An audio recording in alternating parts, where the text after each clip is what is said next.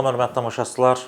Qızıl Onluqdasınız. Qızıl Onluğun bu dəfəki qonağı xərçənglə mübarizədə öz sözünü Azərbaycan səviyyəsində demiş həkimlərimizdən biri, həkim valioloq İbrahim müəllim Əsədlidir. İbrahim müəllimlə xərçənglə mübarizədə son nailiyyətlərdən, eyni zamanda problemlərdən danışacağıq. İbrahim müəllim, xoş gördük. Xoş gördük. Necəsiz? Sağ olun, siz necəsiz? Yaxşı olasınız. Xərçənglə mübarizə niyə bu qədər çətinləşib və ona maneə yaradan kimlərdir? Niyə xərçənglə mübarizədə Azərbaycan geri qalır? Problemləri, əngəlləri yaradan kimlərdir və günahkar kimdir? Xərçənglə mübarizədə müasir dünyada iki istiqamət mövcuddur. Biri rəsmi istiqamətdir, biri doğru istiqamətdir. Rəsmidə 3 üsuldur, doğruda 500 üsuldur. Sual yaranır.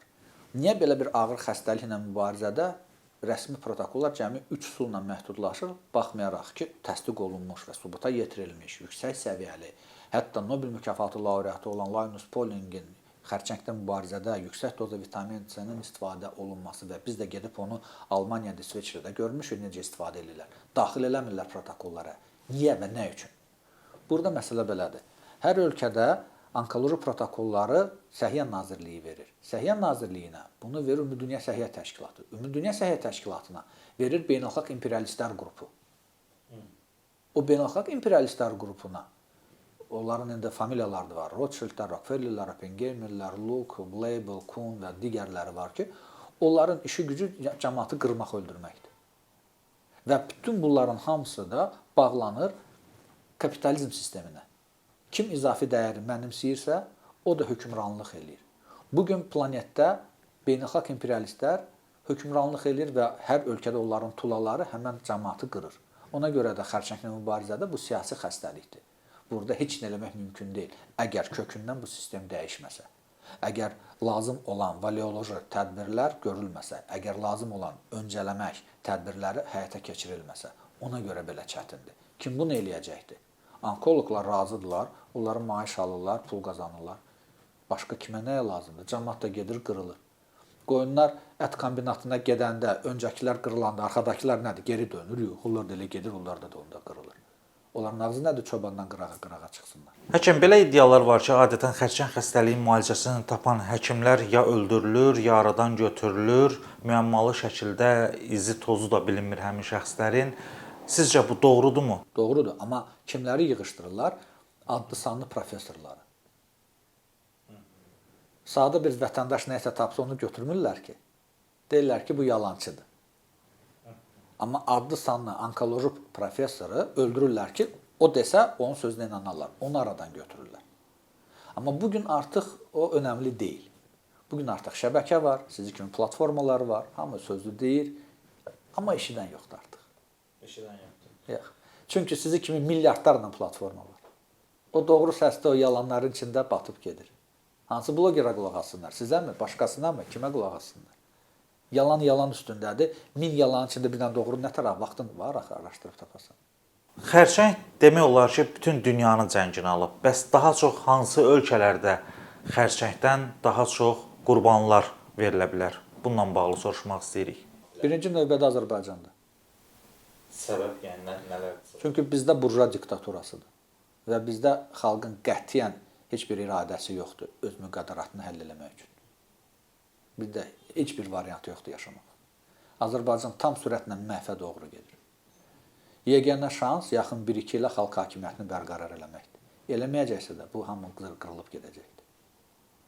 Ümumiyyətlə, bəs Səhiyyə Nazirliyi xərçənglə mübarizədə hansı işləri görür? Ümumiyyətlə, iş görürmü? Görür. O bütün vəçn eləyilir ki, cəmaat qırılıb ölsün.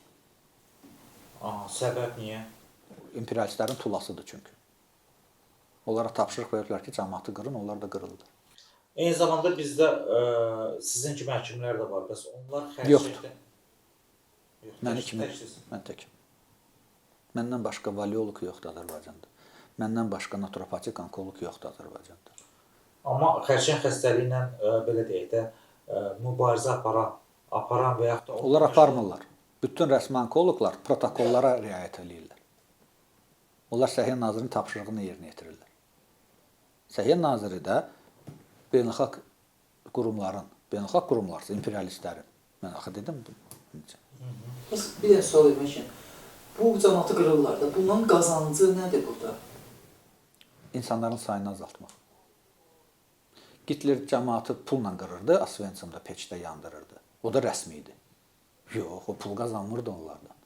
Onun siyasəti oydu. Əksinə pul sərf eləyirdi ki, işıq, su, qaz hamısını tikməyə, orada nadziratellər, axranlara pul verirdi, nə varırdı, nə inirdi. Niyə? Cəmaatı qırmaq üçün. Milyonlarla adamı orada yandırdı. Cəmaatın sayını azaldırdı. İndi də həmən onların davamçıları Amerikada, Avropada, Rusiyada, Türkiyədə, Azərbaycanda oturub həmən işi davam edir. Nə çətin şeydir ki, bunu başa düşmək. 41-45-də Sovet hökuməti, Komünist partiyası, Sovet xalqı o faşistlərin belini sındırdılar. Amma indi onlar təzədən 91-ci ildə əks inqilab elib təzədən imperializmi bərpa edirlər bütün planetdə. Və 2030-cu illər kimi böyük bir qırğın salıb cəmaatı qıracaqlar. Azərbaycan birinci sıradadır. Çünki bizdə qətiyyən öz müqadiratımızı həll eləyə biləcək. Azərbaycanda vətəndaş heç nədir. Bir səsi də yoxdur, nəsə cıqqırığını çıxartsın. Türkmənistan kimi, Azərbaycan kimi ölkələr yaşamağa variantı yoxdur, məhv olacaqlar. Ümumiyyətlə, həkim, bir sual da verim. Əgər xərçənglə mübarizə mərkəzi yaransa Azərbaycanda, tutaq ki, belə bir mərkəz yarandı, təxminən nə qədər müddətə bu xəstəliyi ram etmək mümkün olacaq? Əgər rəhbəri mən olacamsa da 3 aya. 3 aya. Hansı yollardan? Çoxdur yollar. Bütün o yollar biz hamısını bilirik. Bütün bugün texnologiyalar imkan verir ki, Azərbaycanda bir neçə həftənin içində, bir neçə ayın içində çox gözəl bir cənnət ölkə yaratmaq olar. Amma bunun üçün siyasi iradə lazımdır, xalqın siyasi iradəsi.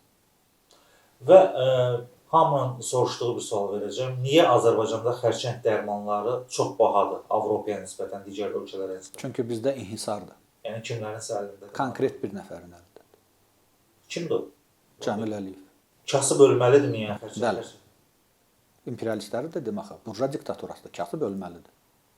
Bəs sizin bir həkim olaraq önləyici tədbir kimi hansı qidalara üstünlük verməlidir insanlar və hansı qidalardan xərçəng xəstəliyinə ən azından bir qədər məsafəni uzaqlaşdırmaq olar? Ən vacib nədən uzaq durmaq lazımdır? Siqaret, araq, narkotikdən uzaq durmaq. Mal əti, quzu əti, sənaye şəkərindən uzaq durmaq. Marketlərdə heç bir qida məhsulları almamaq. Məişət vasitələri, filanları, təmizləyicilər alın, o problem deyil. Qida məhsulları qətiyyən marketlərdən almayın. Ələxüsus imperialistlərə və kapitalistlərə məxsus olan marketlərdən. Nə yemək lazımdır? Qalan bütün təbii şeylər. Ən çox hələ ki geni dəyişdirilməmiş kərəzlər, müəyyən meyvələr.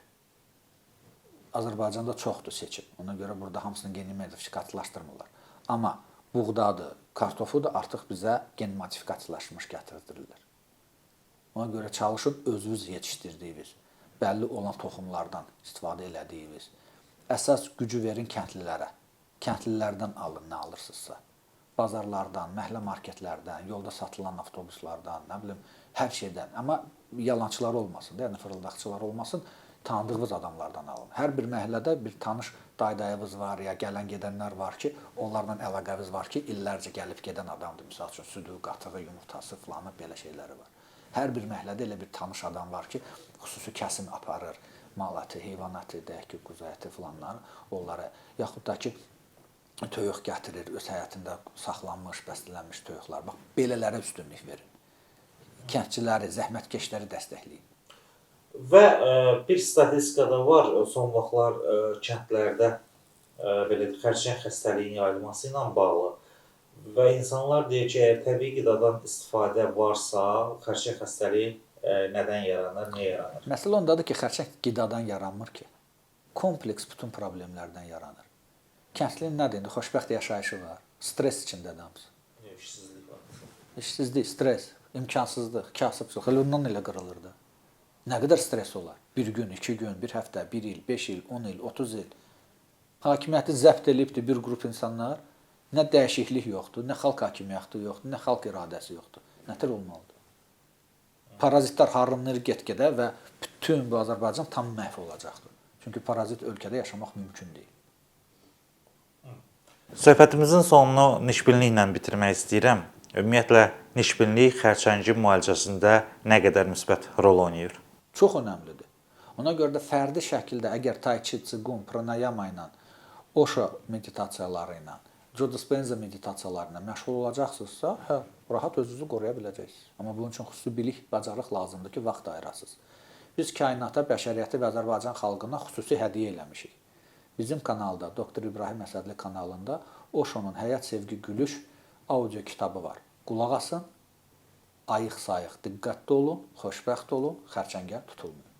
İbrahim həkim, bizə vaxt ayırdığınız üçün sizə təşəkkür edirik. Çox sağ olun, minnətdarım.